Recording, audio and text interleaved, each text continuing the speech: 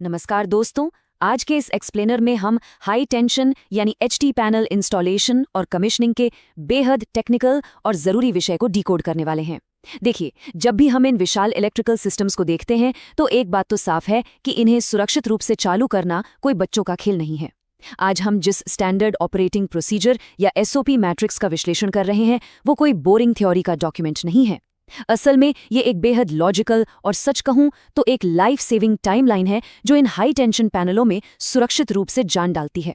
तो चलिए बिना देरी किए इस पूरी प्रक्रिया को गहराई से समझते हैं।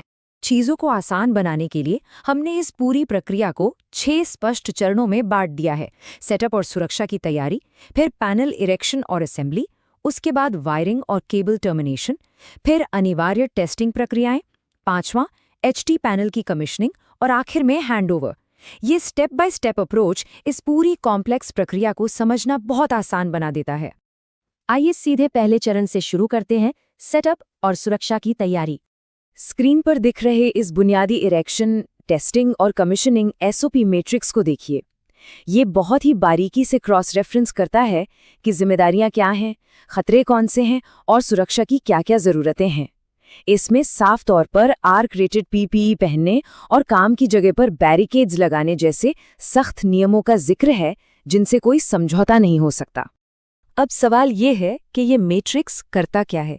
ये सीधे तौर पर काम करने वाले लोगों को उन गंभीर पर्यावरणीय और शारीरिक जोखिमों से जोड़ता है जिनका उन्हें साइट पर सामना करना पड़ सकता है। जैसे साइट इंजीनियरों और सुपरवाइजरों के लिए करंट लगने या खराब मौसम का जोखिम रहता है, वहीं टेक्नीशियनों के लिए हाथ कटने या ऊपर से कोई ढीला सामान गिरने का खतरा होता है। कोई भी असल काम शुरू होने से पहले इन रिस्क्स को कम करना बहुत बहुत ज़रूरी है। इसी सुरक्षा की बात करें तो एक नाम बार बार आता है, लोटो यानी लॉकआउट टैग आउट। ये क्या है?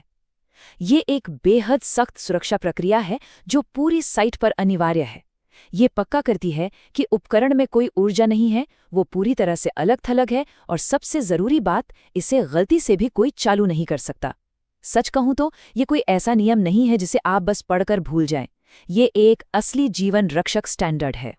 आगे बढ़ते हैं और इरेक्शन से पहले की उन 5 गतिविधियों पर नजर डालते हैं जो किसी भी बड़ी तबाही को रोक सकती हैं। सबसे पहले सिविल फाउंडेशन की तैयारी चेक करना, फिर ड्राइंग और केबल शेड्यूल को मिलाना, तीसरा रास्ते में पैनलों को कोई नुकसान तो नहीं हुआ, इसका फिजिकल इंस्पेक्शन करना, चौथा साइट पर प्रॉपर अर्थिंग सुनिश्चित करना और आखिर में ओईएम मैनुअल की अच्छे से समीक्षा करना। ये सब ये पक्का करता है कि पेपरवर्क और फिजिकल साइट दोनों बिल्कुल रेडी हैं। चलिए अब दूसरे चरण की ओर बढ़ते हैं, पैनल इरेक्शन और असेंबली। यहाँ भारी मशीनरी का काम होता है जहाँ मिलीमीटर परफेक्ट सटीकता चाहिए होती है। इसके 4 मुख्य चरण हैं। सावधानी से पैनल शिफ्ट करना, उन्हें फाउंडेशन चैनल पर रखना, स्पिरिट लेवल से अलाइनमेंट करना और फिर फाउंडेशन बोल्ट से उन्हें कसना। देखिए, ये पैनल बेहद भारी होते हैं, इसलिए सही क्रेन या पैलेट ट्रक का इस्तेमाल सिर्फ पैनल को बचाने के लिए नहीं बल्कि पूरी टीम की सुरक्षा के लिए ज़रूरी है। अब बात करते हैं पैनल कपलिंग की। बस बारों को आपस में जोड़ना एक बेहद सटीक काम है। इसमें बोल्टेड कपलिंग प्लेट्स और कंट्रोल वायरिंग जंपर्स का इस्तेमाल होता है। और हाँ, यहाँ टॉर्क रेंज का उपयोग बहुत क्रिटिकल है। क्यों? ताकि सभी बस बार कनेक्शंस बिल्कुल टाइट और सुरक्षित रहें। एक ढीला कनेक्शन भी आगे चलकर बहुत बड़ा खतरा बन सकता है। बुनियादी ढांचा खड़ा हो गया तो अब हम सिस्टम के नर्वस सिस्टम की ओर बढ़ते हैं, यानी वायरिंग और केबल टर्मिनेशन का तीसरा चरण। इन दोनों प्रक्रियाओं की तुलना करें तो ये काफी दिलचस्प है। एक तरफ हमारे पास सब कंट्रोल वायरिंग है जो बहुत ही नाजुक और लॉजिक आधारित काम है, जैसे ट्रे में केबल बिछाना, फेरुल टर्मिनेशन और कंटिन्यूटी चेक करना। वहीं दूसरी तरफ एचटी टर्मिनेशन एकदम हैवी ड्यूटी काम है। इसमें हीट या कोल्ड श्रिंक किट लगती है, आरवाईबी फेजिंग क्लियरेंस का सख्त ध्यान रखना पड़ता है और अर्थिंग तो एकदम अनिवार्य है। और इस हैवी ड्यूटी काम का स्केल क्या है? 400 स्क्वायर मिलीमीटर। जी हाँ, जरा सोचिए। इस सोर्स के अनुसार टेक्नीशियन इन गंभीर हाई टेंशन टर्मिनेशंस के लिए ऐसे खास हैवी ड्यूटी क्रिम्पिंग टूल्स का इस्तेमाल करते हैं जो 400 स्क्वायर मिलीमीटर तक के भारी तारों को आसानी से और सुरक्षित रूप से हैंडल कर सकें।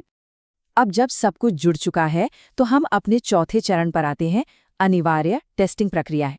ये चरण पूरे सिस्टम के लिए एक अल्टीमेट सुरक्षा फायरवॉल है। यहाँ एक 8 पॉइंट टेस्टिंग चेकलिस्ट है।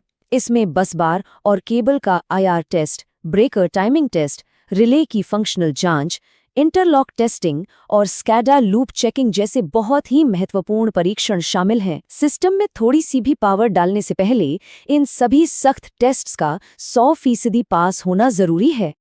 सारे टेस्ट पास हो गए तो अब आते हैं 5वें और सबसे नाजुक क्षण पर, HT पैनल की कमीशनिंग। इस कमीशनिंग और पोस्ट कमीशनिंग मैट्रिक्स के आखिरी हिस्से को देखिए।